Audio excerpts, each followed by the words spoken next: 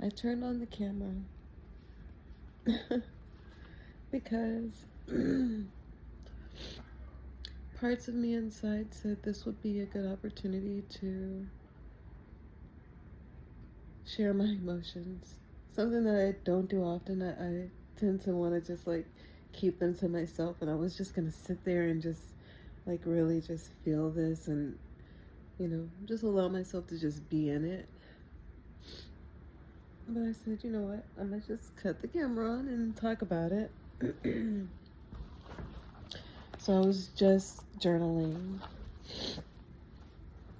and I was just kind of recapping what just happened. Like, something huge just happened. Like, there was a huge shift in my life. So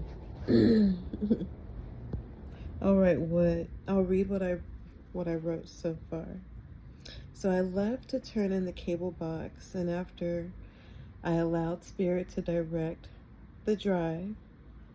So like I was leaving afterwards, and I was like, I could turn the map on and go back home to where I'm staying right now. Or I could just like don't turn the map on. I let my phone just sit in my lap, and I said, okay, Spirit, I heard it loud and clear, like, let me drive. And so I ended up at my son's house, who lives about 15 minutes away from my daughter. I'm not really that familiar with the area. I took all streets, and I still ended up at his house. And so I wrote here, of course, I had an idea that I'd be going there because I've been thinking about him all week, maybe for like the past couple of weeks, because I had some big news. Like, if you've been following along, you know that I went to Costa Rica and I fell in love, and I was already divinely guided there 2 years ago, but I didn't listen to that guiding. I ended up just going to Colorado and just like spending 2 years going to work at different jobs and not being happy, and like I just kept rinsing and repeating the same cycle over again, hoping for something different, and nothing different happened.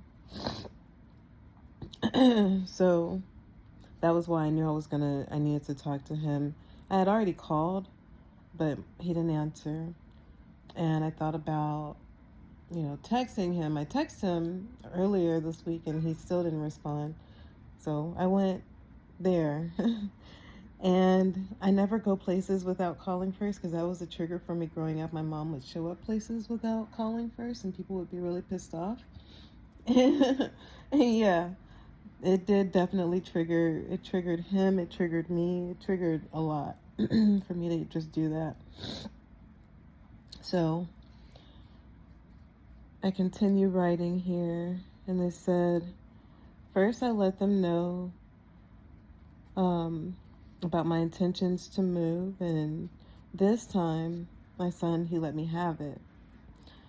Last time he didn't really say anything, and then a couple days later it was like he was expressing his emotions through his families, and his wife was communicating with me, and she was just having to be there while he's processing without coming to me. I still went on the trip, because before it was just about going on the trip, but now it's about moving. So now I'm really going to be gone. And so after he let me have it, and these are all the feelings that he has not expressed, as from being a child to now. So like all of the bottled up emotions and things that I didn't do right, all of that came to the surface today. I got to watch him get really upset, really big, like the Hulk, like really mad. He said he wasn't mad, but it was just emotions that he needed to like release. And I was glad that even though it felt uncomfortable, I was glad that it was happening because it needed to come to the surface.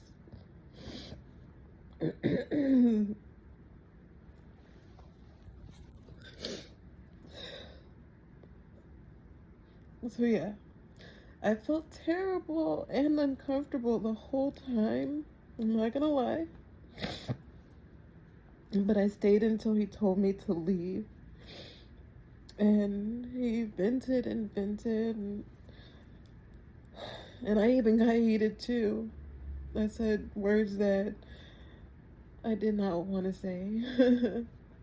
Those ugly words.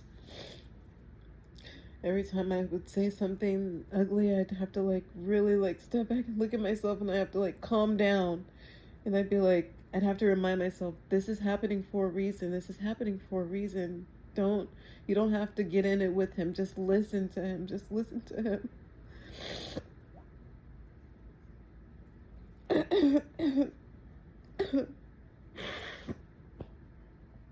But yeah, he was really upset about his childhood and the cards that he was dealt. And he felt like I could have done more. And you know what? As I'm sitting here writing and reflecting, I realized that he was right.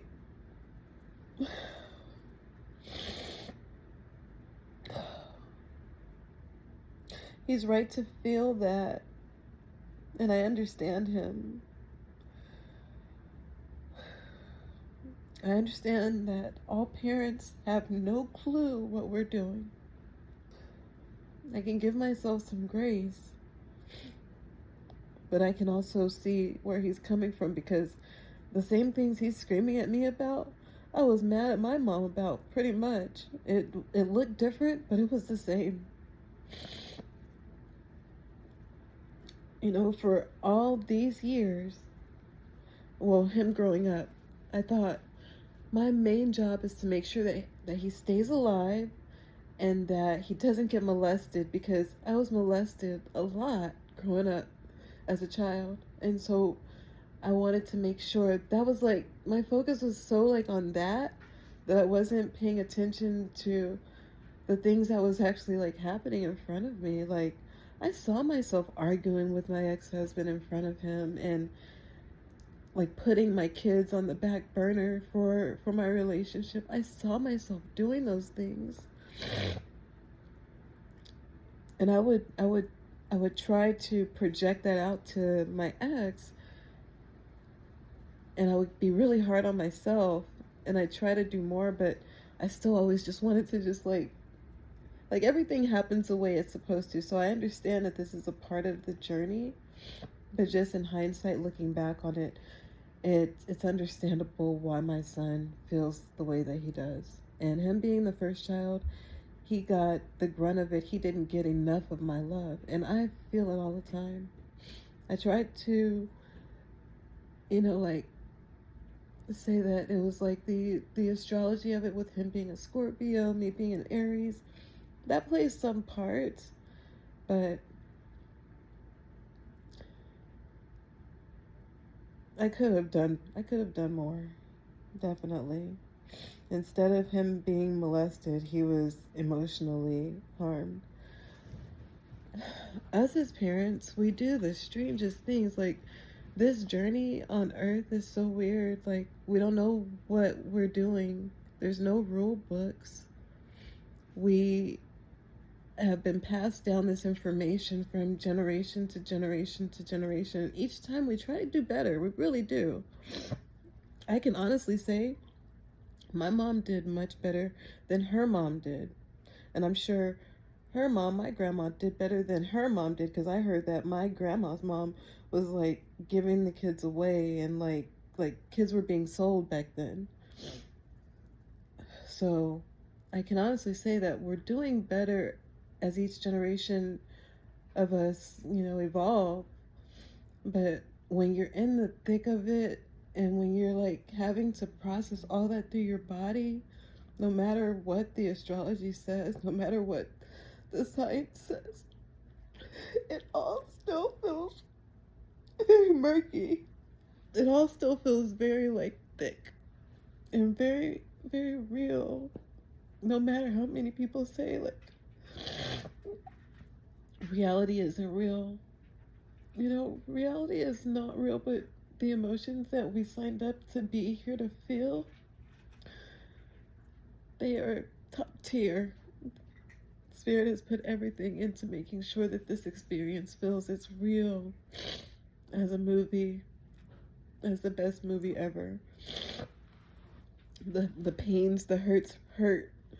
The love loves. The tragedies. The joys, like all the feelings, all the emotions, the shames. The angers. The fears encroaching. I'm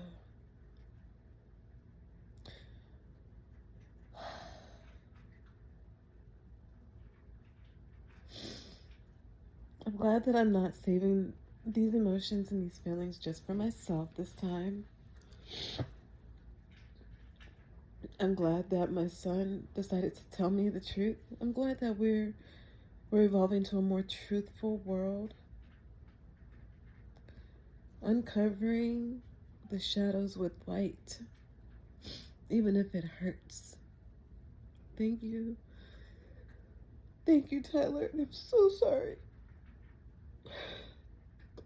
If I could do it over again, with the intel and knowledge that I have in my brain now, I would have so given you the world. I would have so supported every dream that you had. I would have so showed up for everything that I didn't show up for. I would have so been there and present for your emotions. I would not have shut your emotions down. I'm sorry. I can't go backwards, but I can focus on the present and now, and every day, in each present moment, do the best that I can to make better choices, to lead from my heart, from what I know is right, to continue to work on my mental health. Mental health is so important for all of us as kids that are, as 80s babies, as 70s babies, as 50s babies, like as 90s, as 2000s. For all of us, mental health is so important, especially for where we're headed now. Like, I only see this world getting better and better. For us to be able to tell each other the truth, and for us to be able to sit with it and not run, I think that is a good thing. And even if we don't get the reactions that we want to get, that's okay. As long as we're expressing ourselves truthfully, we're honoring ourselves, we are remembering how sovereign we are, we're not letting anything control us. We're just speaking with truth now, true clarity. It feels good. If you're watching this because I'm sharing this, and you're going through something like this, remember that this too shall pass. Remember that we didn't get a rule book, and we're all learning how to trust ourselves more and more. Remember that grace is your friend. You don't have to be so hard on yourself. It's good to feel the emotions, but we don't have to stay there. We can feel it, and we can see the other side of it and move on. So that's it. The wave has happened. I feel a lot better.